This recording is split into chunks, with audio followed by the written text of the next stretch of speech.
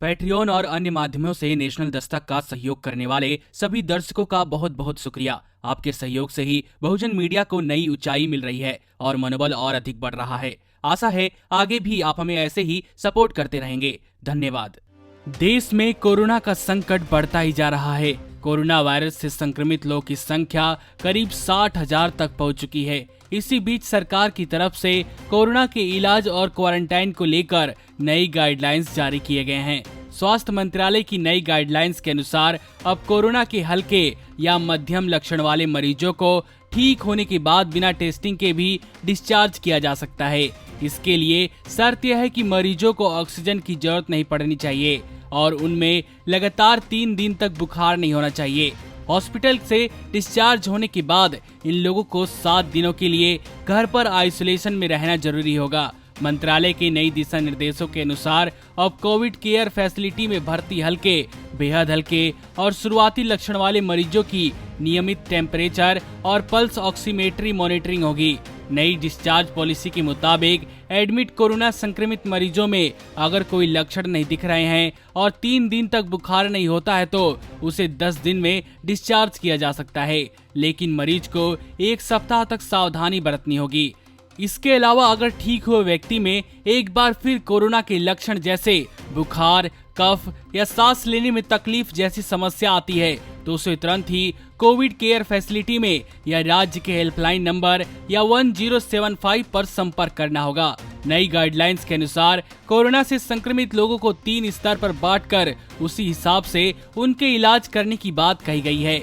सबसे पहले सामान्य केसेस हैं जिनका बुखार 3 दिन में खत्म हो जाता है और उसका ऑक्सीजन लेवल अगले 4 दिन तक 95% के ऊपर रहता है। उन्हें लक्षण दिखने के ठीक 10 दिन बाद डिस्चार्ज किया जाएगा। अगर उनका बुखार बिना दवा ही उतर जाए और उनकी सांस लेने की समस्या खत्म हो जाए और अलग से ऑक्सीजन देने की जरूरत न पड़े।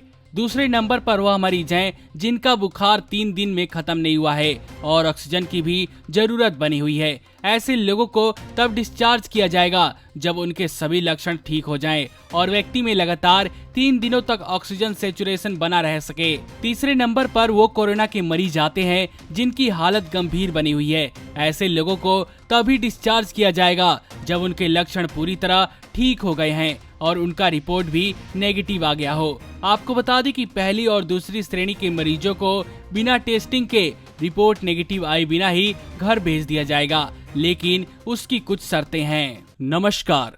नेशनल दस्तक अपनी आर्थिक जरूरतों को पूरा करने के लिए अपनी ऑडियंस पर निर्भर है।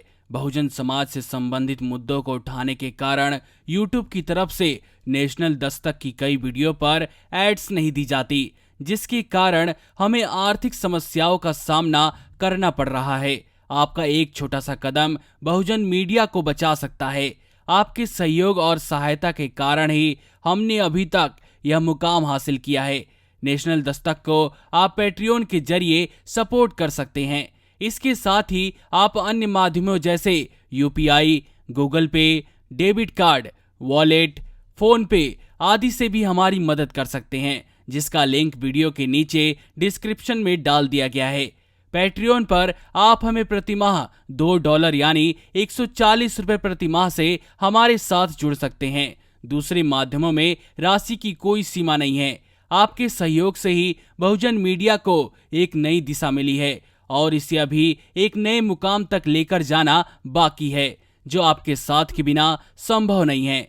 आपसे डायरेक्ट फंडिंग से हम आपके अधीन हो जाएंगे और एक स्वतंत्र मीडिया के तौर पर समाज की आवाज को बुलंद कर पाएंगे। धन्यवाद। नेशनल दस्तक को देखने वालों से अपील है कि वह नेशनल दस्तक के सपोर्टर फॉर्म को भरें ताकि हम सीधे आपसे जुड़ सके। नेशनल दस्तक की आपसे गुजारिश है कि अगर इसको बचाना चाहते हैं तो नेशनल दस्तक को सब्सक्राइब करने के लिए रेड कलर के सब्सक्राइब बटन को दबाएं, फिर बेल आइकन की घंटी दबाएं। नेशनल दस्तक को बचाने के लिए बहुत जरूरी है कि हर खबर को शेयर करें, लाइक करें, कमेंट जरूर करें।